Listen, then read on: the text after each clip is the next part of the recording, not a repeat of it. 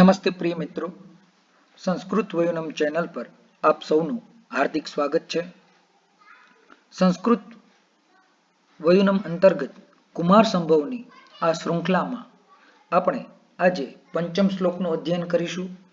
પૂર્વોક્ત શ્લોકમાં આપણે જાણ્યું હતું કે માતા મેના જે છે એ પાર્વતીને ઉગ્ર તપશ્ચર્યા માટે રોકવાનો પ્રયત્ન કરે છે અને કહે છે કે આપણા મનોરથોને સિદ્ધ કરનારા જે દેવી દેવતાઓ છે એ તો આ જ હિમાલય ઉપર વાસ કરે છે, તો પછી તારે ઉગ્ર તપશ્ચર્યા કરવાની શું જરૂર છે?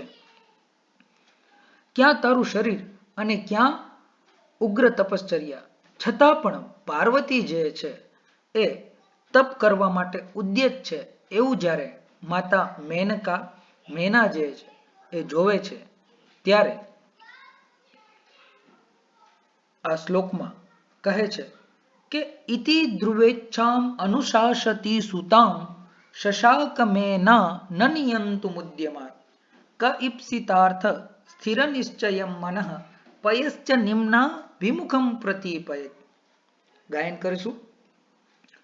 ઇતિ ધ્રુવેચ્છામ અનુશાસતી સુતામ શશાકમેના ન નિયંતુમુદ્યમાત ક ઈપ્સિતાર્થ સ્થિરનિશ્ચયમ મનઃ પયશ્ચ નિમ્નાભિમુખમ પ્રતિપયેત.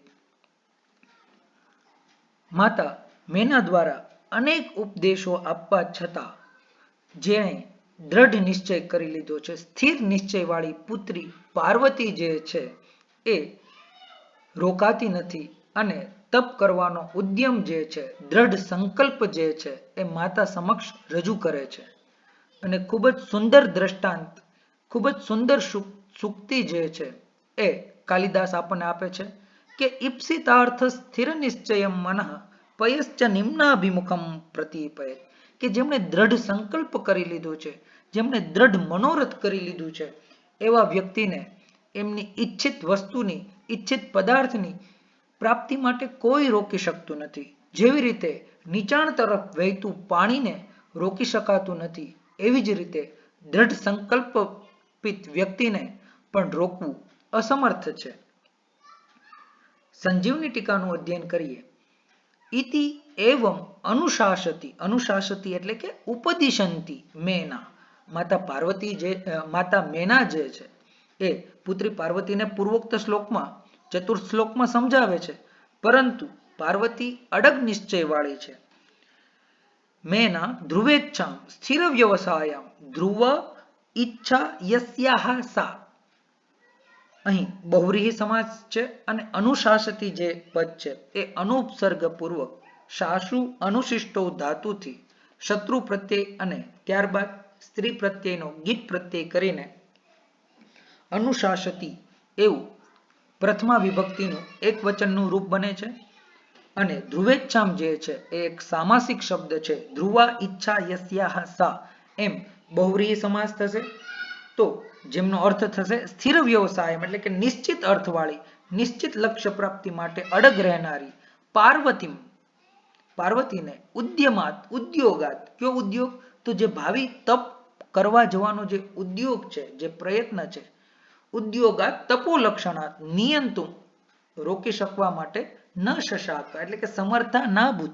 માતા મેના જે છે એમણે લાખો વાર પુત્રી પાર્વતીને ઉગ્ર તપશ્ચર્યા માટે રોકવાનો પ્રયત્ન કરે છે, પરંતુ દ્રઢ મનોરથ વાળી પાર્વતી જે છે એને સંકલ્પ કરી લીધો છે કે જ્યાં સુધી હું મારું ઈચ્છિત વર પ્રાપ્ત નહીં કરું ત્યાં સુધી હું રોકાઈશ નહીં.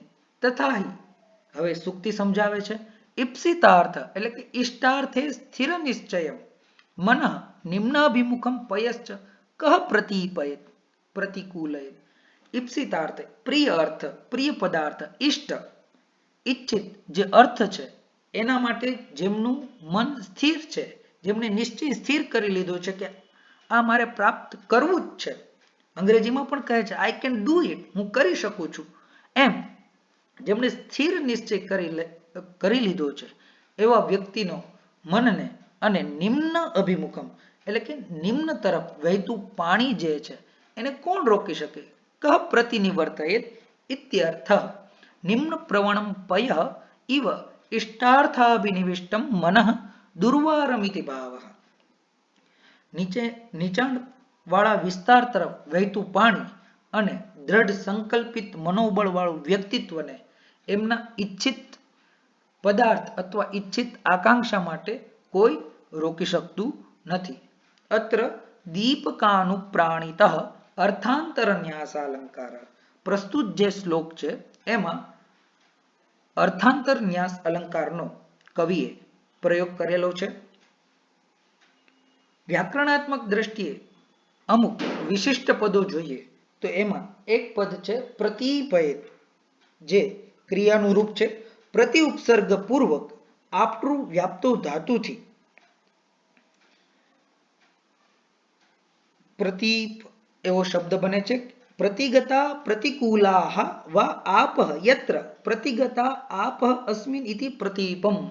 રૂપપુરબ્ધુ પથામ આનક્ષે સૂત્રથી અચ પ્રત્યય થઈને દ્વ્યંત રૂપ સર્ગે વાર્તિકથી ઇત્વ થઈને પ્રતિપ એવો શબ્દ બને છે. અને પ્રતિપ શબ્દથી તત્કરોતી તદાચષ્ટેથી નીચ પ્રત્યય કરી અને વિધિલિંગમાં પ્રતિપયેત એવું પ્રથમ પુરુષ એક વચનમાં રૂપ જે છે એ બને છે. અને નિમ્નાભિમુખ જે છે ત્યાં પણ બહુવ્રીહી સમાસ છે.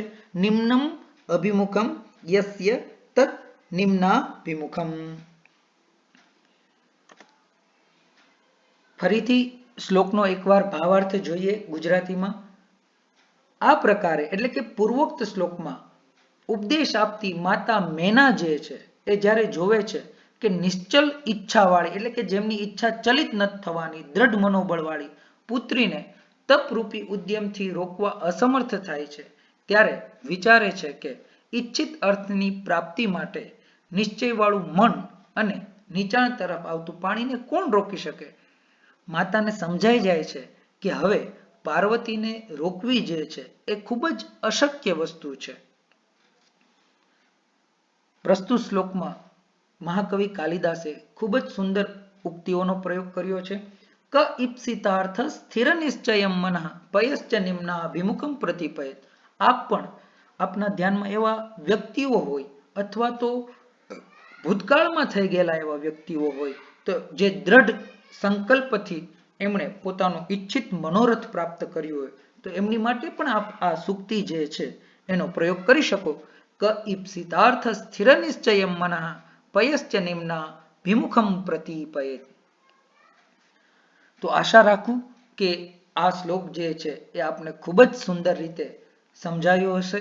અને જો આ વિડીયો પસંદ આવે તો વિડીયોને લાઈક કરો, સંસ્કૃત વયુનમ ચેનલને સબસ્ક્રાઇબ કરો અને આપના કોઈ પણ પ્રતિભાવ હોય તો એ કોમેન્ટ બોક્સમાં અવશ્ય જણાવો.